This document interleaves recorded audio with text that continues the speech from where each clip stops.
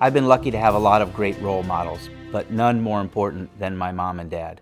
My mom and dad taught me the value of hard work, the importance of giving back to your community, and helping others. As a young boy, I watched my dad, as a member of Congress, stand up to the President of the United States and fight against the Vietnam War. Later in life, after my dad passed, I saw my mom stand up and fight against our hometown to help out people with AIDS. They were tremendous role models in convincing me and showing me that if you believe in something, you have to fight for it. Stand up and fight for something you believe in, no matter what the consequences. When I turned 15, I got my first job. My dad told me, he said, "You're 15 now, you need to work. You need to understand the importance of working hard." He always said that no matter who you were or where you came from, hard work was the great equalizer, and that with hard work, anything is possible. So at 15, I started working as a dishwasher in a local restaurant. Wasn't the most fun job I've ever had.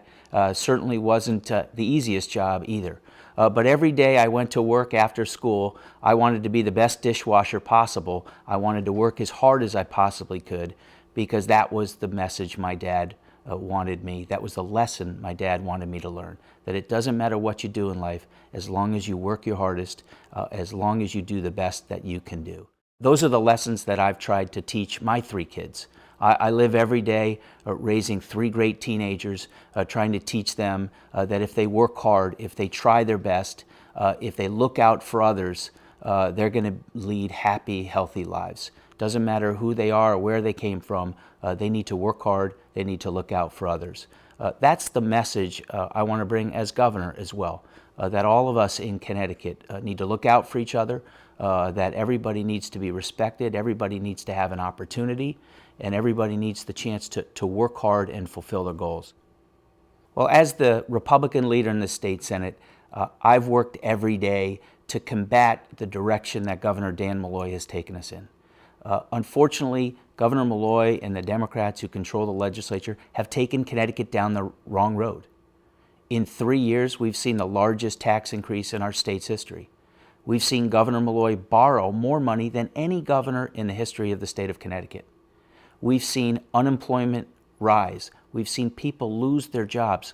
Companies leave the state of Connecticut because Connecticut's government under Dan Malloy spends too much and taxes too much. As Republican leader in the state Senate, I've led the fight every day against Dan Malloy's tax increases, against runaway state spending, against borrowing billions of dollars that citizens of Connecticut can't afford to pay back. That's why I'm running for governor, because we need to change direction of the state of Connecticut.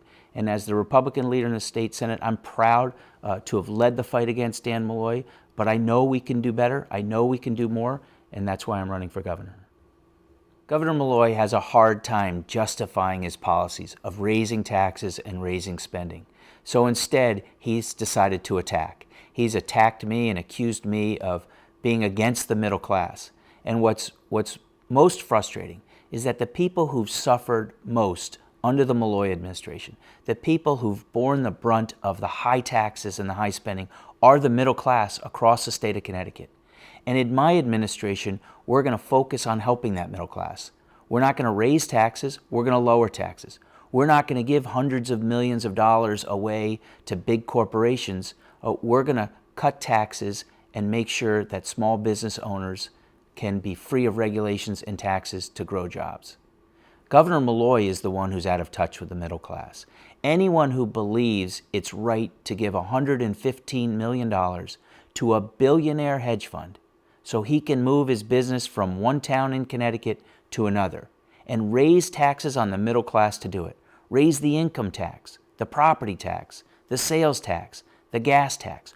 All of those taxes have been increased so Governor Malloy can give $115 million to a billionaire hedge fund owner. That makes no sense. That hurts the middle class, and that is the primary example of a governor who's out of touch with what's really happening to hardworking people across the state of Connecticut. Governor Malloy and I have very different ideas on what government's role is in terms of creating jobs. Governor Malloy believes government creates jobs, and I know it doesn't. I know the private sector, hardworking people across Connecticut every day are the ones who create jobs. Government's role is not to pick winners and losers. Government's role is to allow an environment where people can be creative, people can work hard, and people can create jobs. And that's the biggest difference between Governor Malloy and I. Governor Malloy believes government should be picking winners and losers.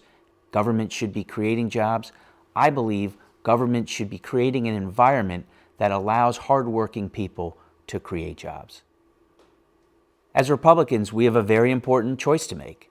Who do we want to be our candidate to take on Dan Malloy, and who can best win back the governor's seat so we can turn Connecticut around? As a Republican leader in the state Senate, every day I've taken the fight to Dan Malloy. We've proposed for 6 years balanced budgets that cut state spending and don't raise taxes. I've fought against Dan Malloy's tax increase, argued against his early release program, led the fight to stop his increase in the gas tax. At every measure, I've been taking the fight to Governor Malloy, whether it's on taxes and spending, whether it's on criminal justice proposals, whether it's on ethics and clean government. I've been leading that fight. I know I am the right candidate to take on Dan Malloy and lead Connecticut in a better direction. We have serious problems in our state. In order to fix them, you need to understand them, where they were created, how they work, and I know that. I know how we got into the problem we have in Connecticut. Under Governor Malloy and the Democrats, we spend too much, tax too much, borrow too much, and we regulate small businesses out of business. That needs to change. I have a plan to do that. I'm the only candidate who's put forward balanced budgets and complete plans as to how we can return our economy around, how we can get our fiscal house in order, how can we restore sanity to the state of Connecticut, and bring Connecticut back to the great state that it once was and it should be.